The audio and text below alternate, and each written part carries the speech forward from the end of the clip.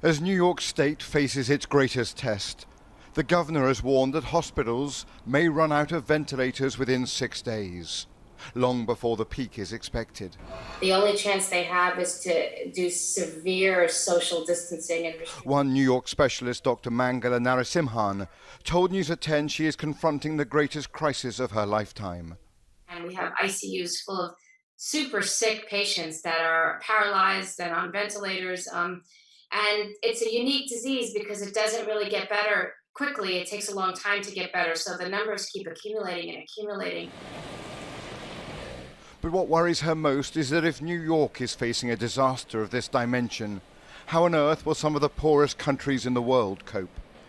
I think they don't stand a chance against this thing, that they will crumble and many people will die. Shooters ready, locked, loaded, safety's on. There is only one group of Americans who have emerged feeling vindicated. We're going to go staggered column formation. The private militias. This group in rural Pennsylvania told us they are gearing up for an impending breakdown of law and order in the aftermath of the pandemic. I know from doing my research on this virus, if it becomes something to where there is a collapse in society, I know I have the knowledge to where I can escape to a place like this and be able to self-sufficient, live off the land, and not have a problem with it. The militias will be your last line of defense against, say, roving gangs that decide to take advantage of the situation. They train together for whatever lies ahead, but take comfort in their weaponry, however ineffective it may be against a virus. For most regular Americans, the crisis is more immediate.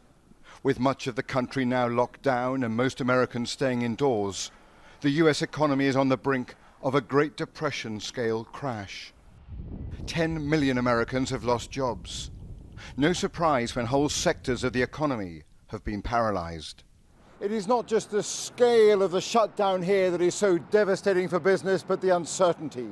The president has given multiple shifting dates for when he expects America to reopen, and his own experts acknowledge it is simply impossible to know. Robert Moore, News at 10, Washington.